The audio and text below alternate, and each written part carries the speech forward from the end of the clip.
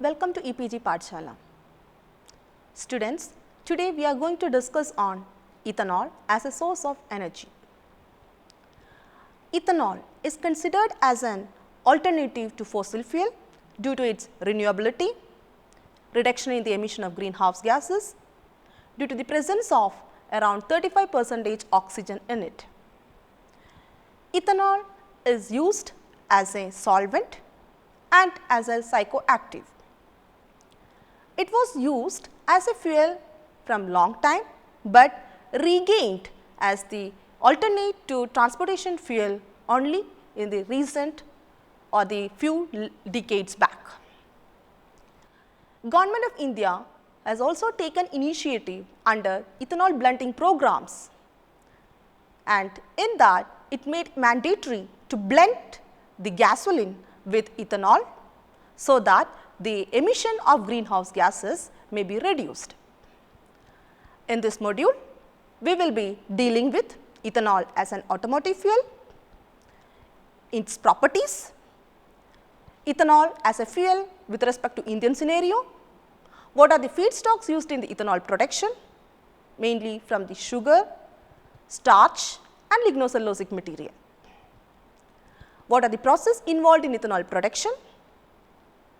Special focus on the pretreatment, saccharification and the fermentation process involved in the ethanol production. We will also see what are the different types of ethanol fermentation based on mode of operation, what are the process involved in the integration of this fermentation.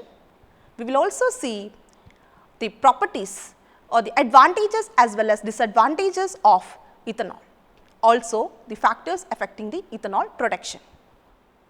Ethanol is also known as ethyl alcohol or green alcohol with the formula C2H5OH or CH3CH2OH. It is a liquid biofuel which is produced from several biomass feedstock and different technologies. So, bioethanol is a biofuel. Ethanol is used as such or ethanol gasoline blends. They have a long history as automotive fuels.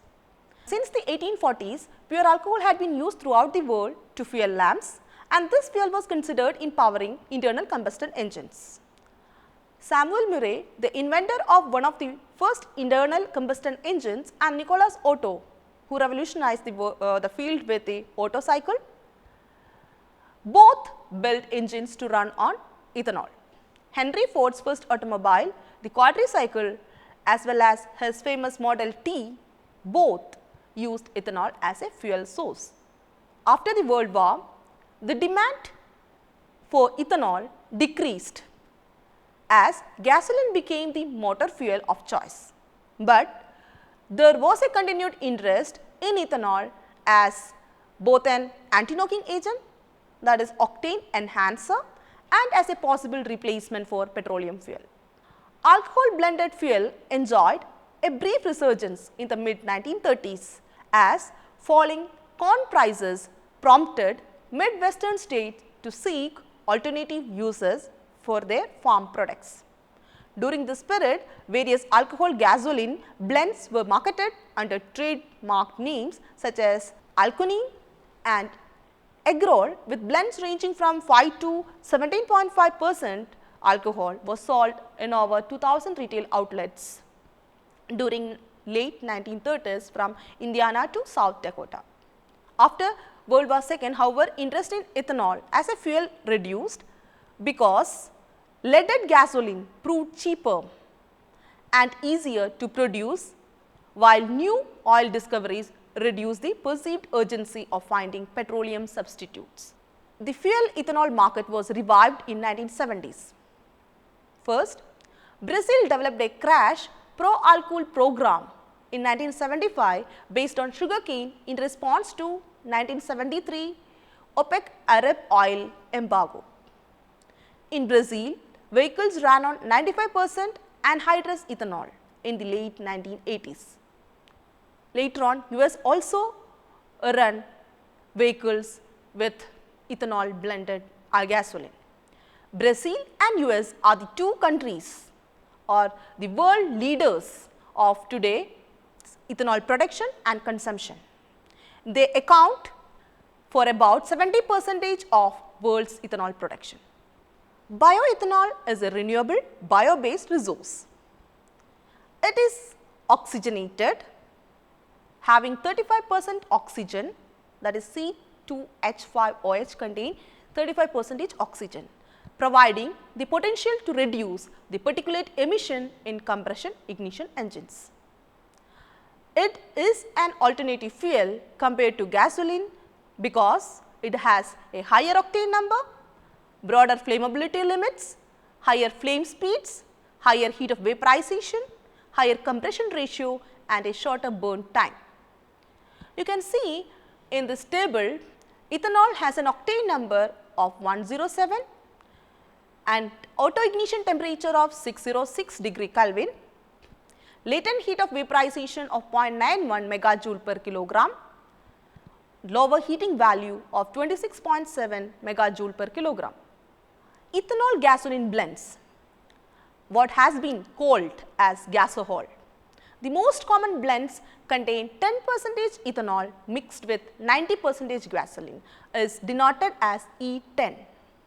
So, the common ethanol fuel mixture E5 contains 5% anhydrous ethanol and the rest the 95% gasoline.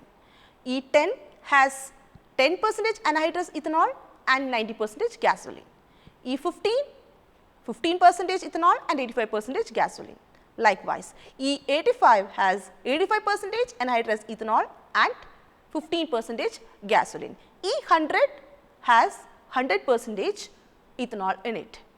In Western Europe, they followed E5 ethanol fuel mixtures. In USA, they have E10 mixtures. E25 is widely used in Brazil, E85 in USA and Europe, and E10 is used in Brazil.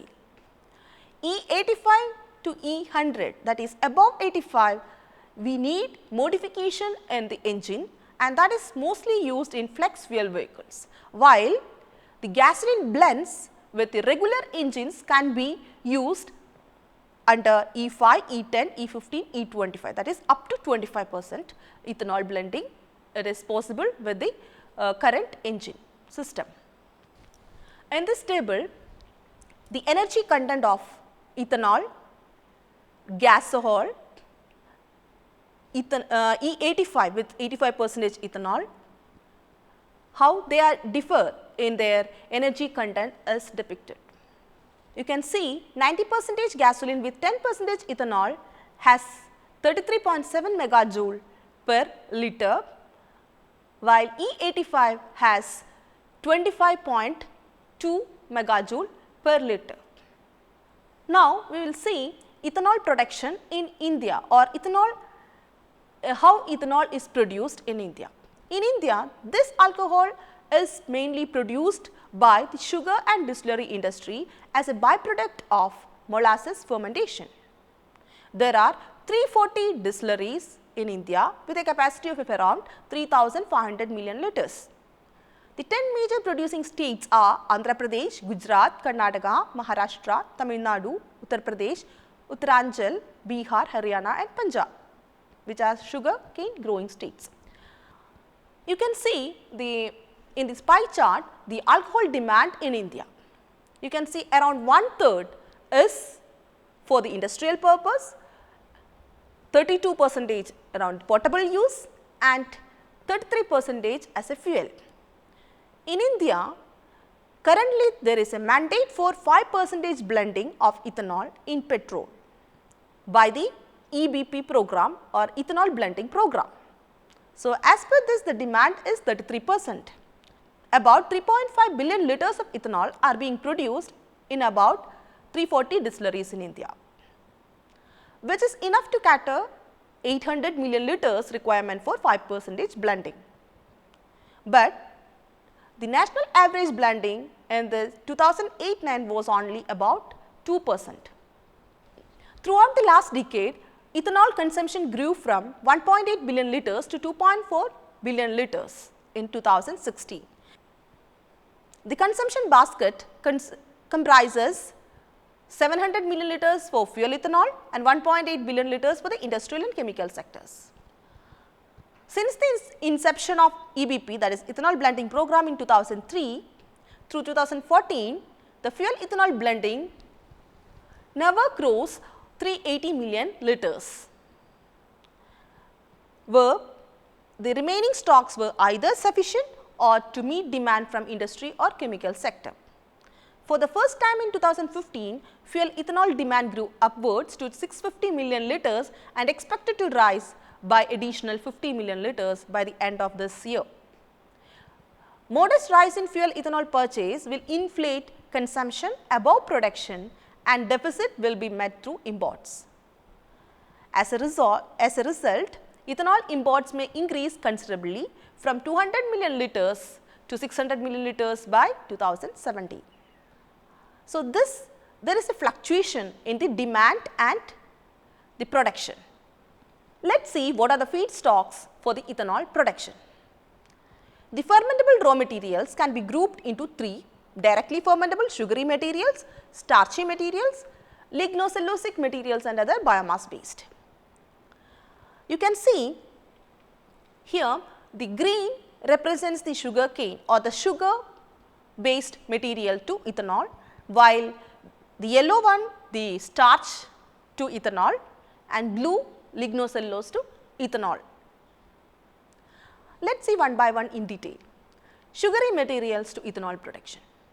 Commercially, sugarcane and sugar beet, molasses and small quantities of sweet sorghum and Jerusalem artichoke and fruit juices are used directly as fermentable material. And in commercial ethanol production, mainly based on the sugarcane industry, especially in the country like Brazil. So, in the sugarcane industry or the sugar industry, the sugarcane, from the sugarcane the juice is extracted and the bagasse is discarded and this juice undergo treatment. It is followed by the crystallization, where the molasses is the byproduct and this molasses is used for the ethanol production. So, molasses is the byproduct of sugar industry which is used in the distillery for the ethanol production by the process of fermentation. Another sugar material is sweet sorghum, which is considered as a potential source of ethanol and is suitable for growing in dryland condition.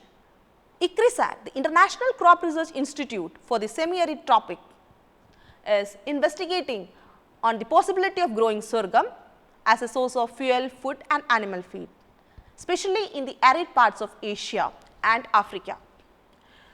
Since this crop requires less water, that is around 1/3 water required than the sugarcane and also 22% less water than corn. So, this can be a good candidate for the fuel purpose. So, the world's first sweet sorghum ethanol distillery began commercial production in 2007 in Andhra Pradesh in India.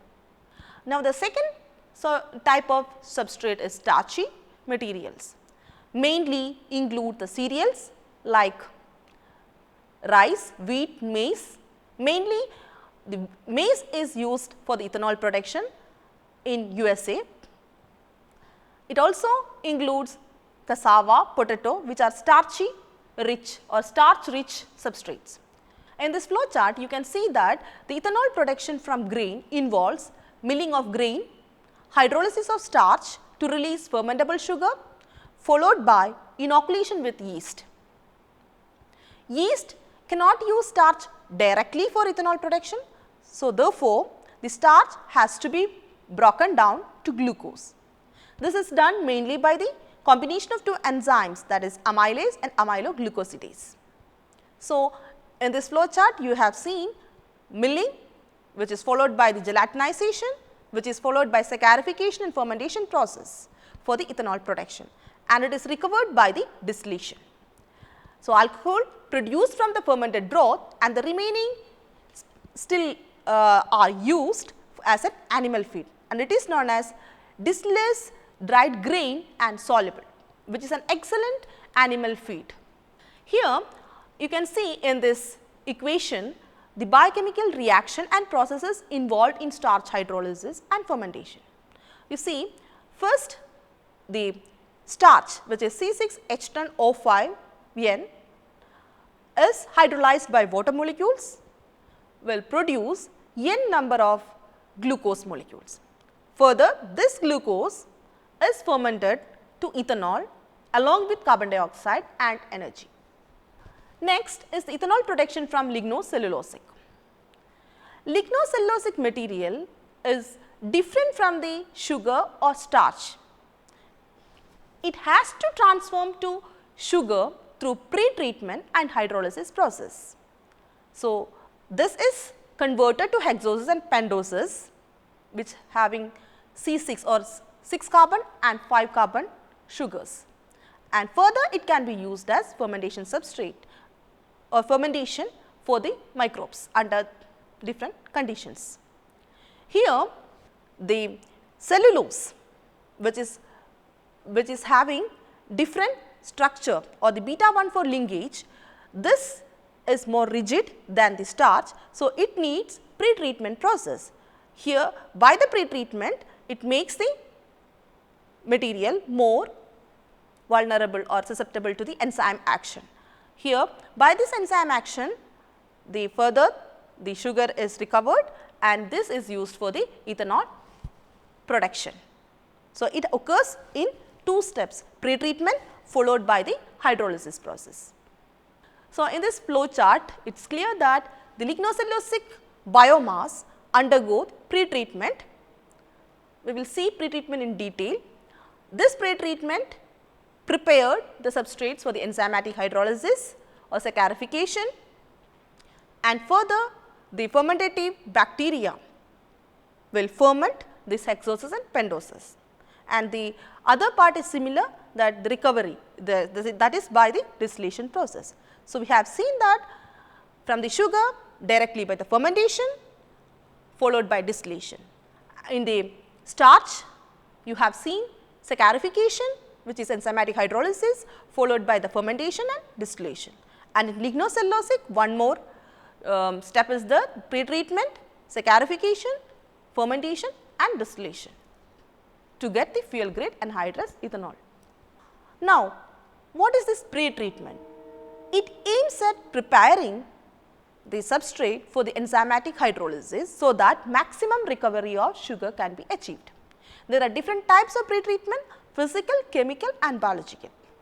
Physical pre-treatment, it increases the surface area and pore size of the biomass, thereby reducing crystallinity and limiting the degree of polymerization. It includes milling, grinding, chipping, irradiating. Next is chemical pre-treatment with help of different chemicals. The common chemicals used for the pre-treatment are acid, alkali, salts, oxidizing agent. This chemicals helps in the delignification of the biomass. Mixtures of organic solvents with organic acid also used. Nowadays, ionic liquids are also used for the chemical pre-treatment. Physicochemical pre-treatment is a pre-treatment process which involves both physical and chemical processes for altering the structure of lignin and dissolving the cellulose and hemicellulosic fraction, which aids in saccharification process. It includes steam explosion, carbon dioxide explosion, wet oxidation, effects, that is ammonia fiber explosion, use of aqueous ammonia recycle percolation, that is ARP, and organosol pre-treatment. The biological pre-treatment is coupled with the action of enzymes produced by various microbes, mainly fungi, which are capable of degrading lignin and hemicellulosic fraction of biomass. It is advantageous over the other physical or chemical pre-treatment because it does not produce toxic compounds, it is highly specific and high product yield with lesser requirement of energy. But it has a drawback that it is time consuming and requirement of aseptic condition is needed. or the aseptic condition is needed for the microbes.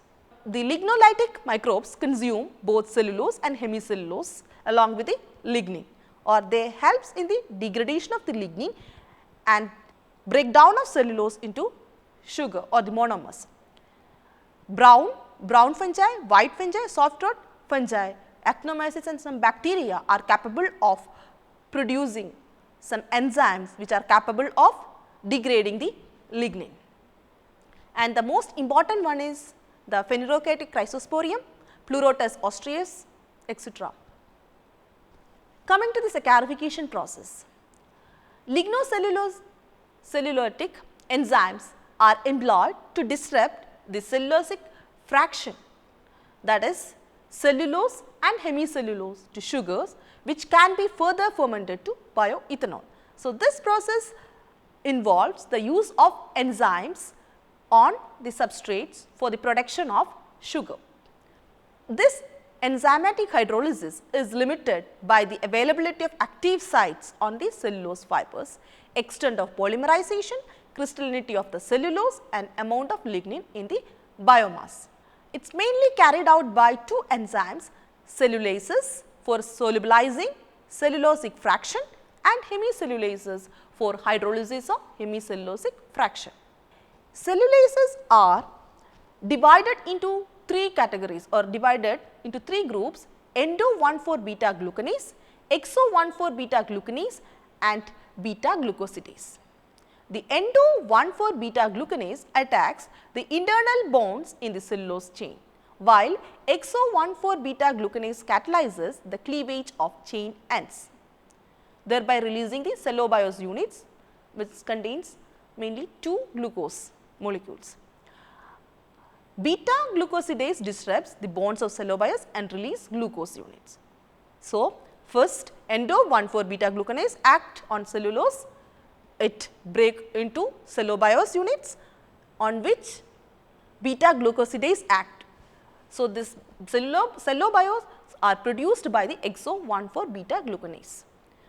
Some microbes which are used for the commercial cellulase production are Aspergillus niger, Trichoderma viridae, Trichoderma ricci. While the hemicellulases play a significant role in the breakdown of hemicellulose. These are categorized into different groups with varying specific activity. Endosilanase for depolymerizing the silane backbone of silo-oligosaccharides. Beta silosidase cleaves the silo-oligosaccharides to monomeric units. The cleavage of side groups is accomplished by various glycosidases. Includes alpha-4-O-methyl glucuronidases, alpha-1,4 arabinofuranosidases, beta-glucuronidases, etc. Now, coming to the fermentation. So, the sugar which is produced or which is present in the substrate is undergo fermentation for the ethanol production. It is a biochemical process with the help of some microorganisms. Mainly yeast are involved in the ethanol production. Saccharomyces cerevisiae, which is commonly known as baker's yeast, is commercially used in the ethanol production. This yeast is capable of converting only the hexose sugars. Some other yeast are Pichia stipendis, Candida shiitake and Pachysolen tanophilus. These are capable of consuming or converting hexose as well as pentose sugars to ethanol. Pseudomonas mobilis is a bacteria which is commercially used in ethanol production. Genetically modified microorganisms are also nowadays used in or studied in the ethanol production, but these are found to be unstable. So, in the ethanol fermentation process, one molecule of glucose by glycolysis process is converted into 2 molecules of ethanol. By this is a summary of the ethanol fermentation. You can say that glucose first convert to 2 pyruvate, 2 molecules of pyruvate or pyruvic acid, which is further converted to acetaldehyde and ethanol. This figure shows the carbohydrate metabolism in microorganisms for the ethanol production. You can see in the left hand side it is the 5 carbon sugar molecules like arabinose and xylose, and in the right hand side it is the glucose, which is hexose sugar, and how these are linked or how they are differ from the ethanol production in the organism. Now, let us see what are the mode of operation of ethanol fermentation process. Ethanol produced by different types of industrial operation, mainly the batch and continuous. The batch fermentation refers to partially closed system in which most of the materials required are loaded onto the fermenter. Fermenter is the vessel where the fermentation occurs. So, they loaded onto the fermenter, decontaminated before the process starts and then removed at the end. The conditions are continuously changing with time, and the fermenter is an unsteady state system. Although in a well mixed reactor, conditions are supposed to be uniform throughout the reactor at any instant of time. In batch fermentation, substrate and yeast culture are changed into the bioreactor together with nutrients. Most of the ethanol produced today is done by this batch operation. Because investment costs are low, does not require or do not require much control and can be accomplished with unskilled labor. But complete sterilization and management of feedstocks are also easier than in other processes. The other advantage of this operation is the greater flexibility that can be achieved by using a bioreactor for various product specification.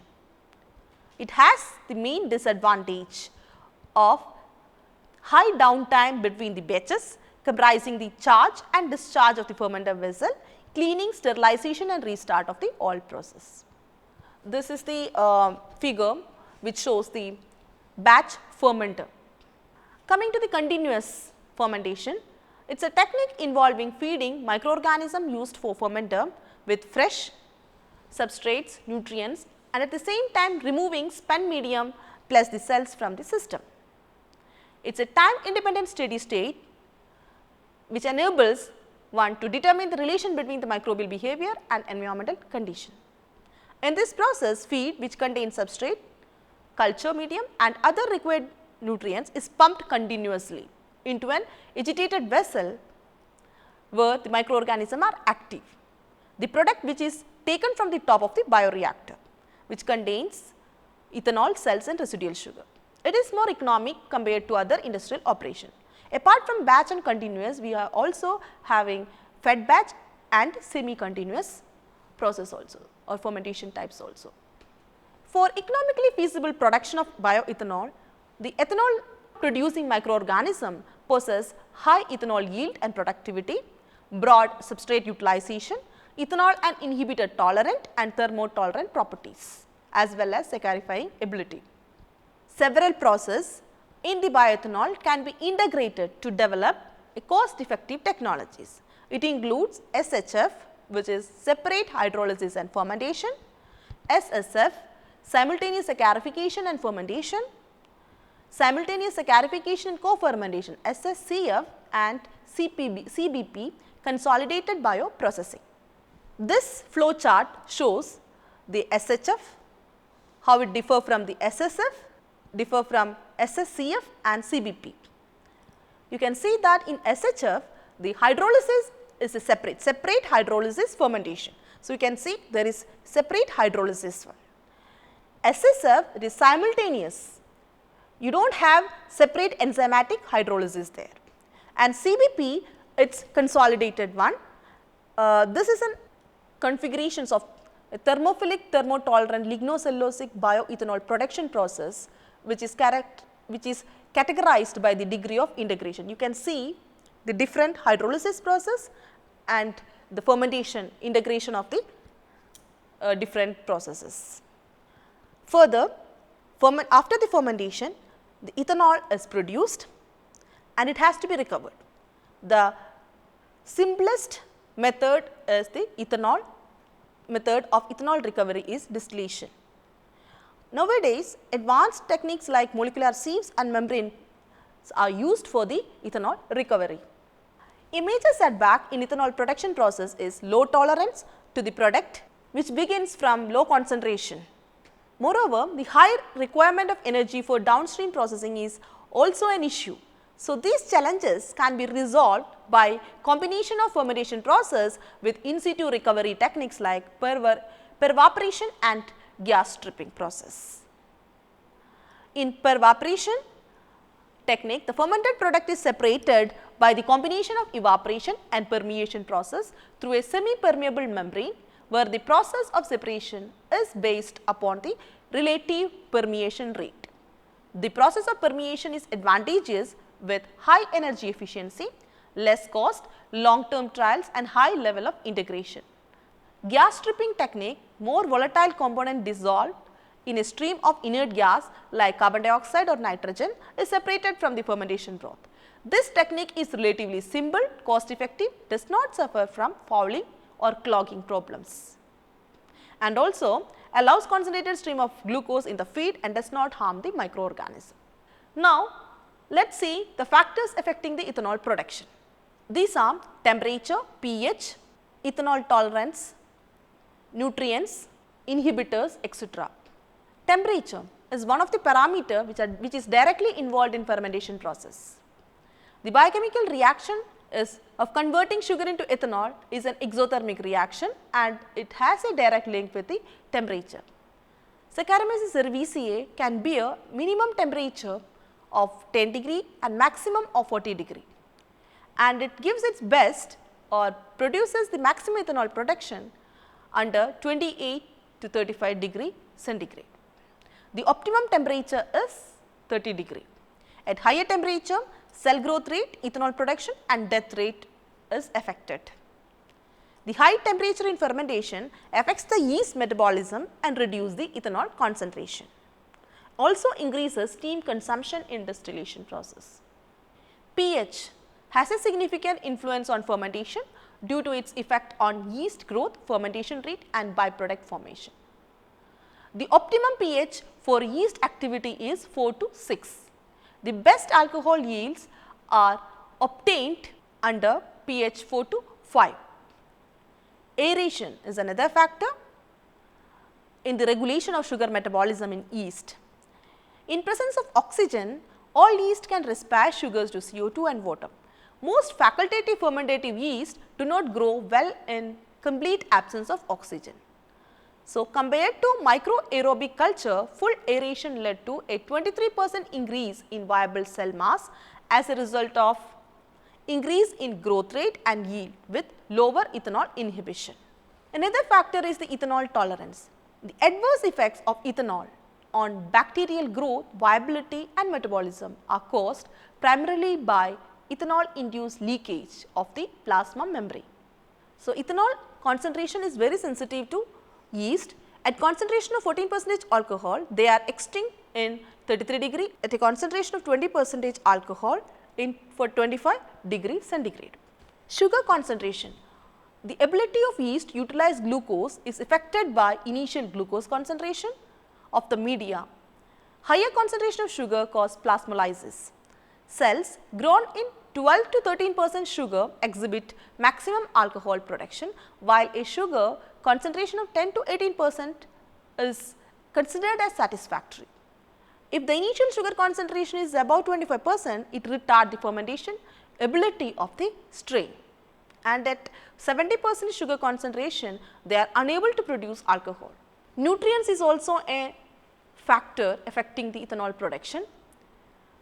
Apart from oxygen, nitrogen, it also requires some vitamins, minerals like magnesium, potassium, calcium, sodium, which are activators of the fermentation process. So, the substrate should contain all these nutrients. Inoculum is also another factor affecting the ethanol production. So, a minimum inoculum volume as well as inoculation time is important in the ethanol production. Inhibitors, the substances affecting negatively the fermentation process are known as inhibitors. The main inhibitors are ethanol itself, sulfur compounds, carbon dioxide, tannins, volatile acids like acetic acid, some heavy metals like copper, glycerol, etc. What are the advantages of ethanol as a fuel? Ethanol will help in countering the pollution and global warming effects compared to or global warming effects produced by fossil fuel. Ethanol is a high octane fuel with high oxygen content. We have seen 35% oxygen by weight in it, and the octane, high octane fuel, it has 2.5 to 3 points above the octane of the blending gasoline. So, it allows the engine to more completely combust the fuel, resulting in the less emission. Since ethanol is produced from plants that harness the power of sun, it is considered as a renewable fuel. Under current condition, use of ethanol blended fuels reduce the net emissions of greenhouse gases. You can see in this table the current corn and ethanol blending, how it is affecting any reduction in the petroleum use, greenhouse gas and fossil fuel use. You can see that the 10% blending reduce 6% petroleum usage, while 85% reduce 73 to 75% and E95 reduce 85 to 88% petroleum usage. The reduction in greenhouse emissions are in E10 it is 1%, E85 it is 14 to 19% and E95 it is 19 to 25%. And the fossil energy usage also reduced by the blending of ethanol to the gasoline, 34 to 35%, 42 to 44% respectively for E10, E85 and E95. So, we have seen that greenhouse gas emission is reduced as well as carbon dioxide emission is also found to reduce by the use of ethanol blending. But it has some disadvantages. It has a lower heat of combustion compared to gasoline. It has lower energy density, it has some corrosiveness, low flame luminosity as is the lower vapor pressure. So, it is difficult during cold to start the engine. Then miscibility with water, toxicity to ecosystems, and the land versus fuel, that is large amount of arable land are required to produce the crops which are needed for producing the ethanol, which also leads to the problems like soil erosion, deforestation, etc. If we are mainly dealing with the first generation biofuel or first generation ethanol. The same, another disadvantage is food versus fuel, that is the first generation ethanol production, that is from the sugar or starch materials, there is we are compromising with the food part with the fuel need. Many of the commercial production of ethanol is from the cereals or the sugarcane. So, in this module we have seen the properties of ethanol as an automotive fuel, the feedstocks used for ethanol production, sugary materials like sugarcane, sweet sorghum. We have seen that sugarcane is the sugary material which is directly used for the ethanol production by the fermentation process, while the starch material has to undergo the fermentation, has to undergo the enzymatic hydrolysis or the saccharification first, followed by the fermentation. While in the case of lignocellulosic material like agro residues, corn stover, trashes, etc., it has to undergo the pre-treatment process, then followed by the saccharification and fermentation. We have seen the importance of pre-treatment in lignocellulosic ethanol fermentation. This pre-treatment prepares the substrates for the enzymatic hydrolysis. The different types of pre-treatments are physical, chemical and biological process. In saccharification, we have seen the importance of enzymes, especially the cellulase and hemicellulase for the conversion of glucose, for the conversion of biomass to the glucose. Further, the fermentation process by means of microorganisms, especially the yeast, and most commonly used yeast is the Saccharomyces cerevisiae, which is only capable of fermenting the C6 or hexox sugar, while some others like Pichia stupidus, it is capable of fermenting the C5 sugars also, and they convert this glucose or the pentoses to the ethanol. Further, we have seen how this glucose or how this glucose fermented ethanol production is recovered mainly by the distillation process. And there are some drawbacks or there are some challenges in this method. So, we can go for in situ ethanol recovery by the pervaporation method or gas stripping method. We have further seen the mode of operation in the ethanol production in the industries like the batch or the continuous one. We have also seen the integration process like SHF, SSF, SSCF and CBP. Further, we have seen the factors affecting the ethanol production like temperature, pH, nutrients, inoculum, inhibitors, etc. We have seen the environmental benefits of ethanol as a fuel, like it has oxygenate or it has a octane boosting capability. So, it produces less greenhouse gases, it reduces the fossil fuel usages, and we have seen how differ the blending of ethanol to the gasoline in this reduction process. We have also seen some of the disadvantages, like it has some low energy density, it has the problem or the issue with respect to the land versus fuel and the food versus fuel in the case of first generation ethanol production. Thank you.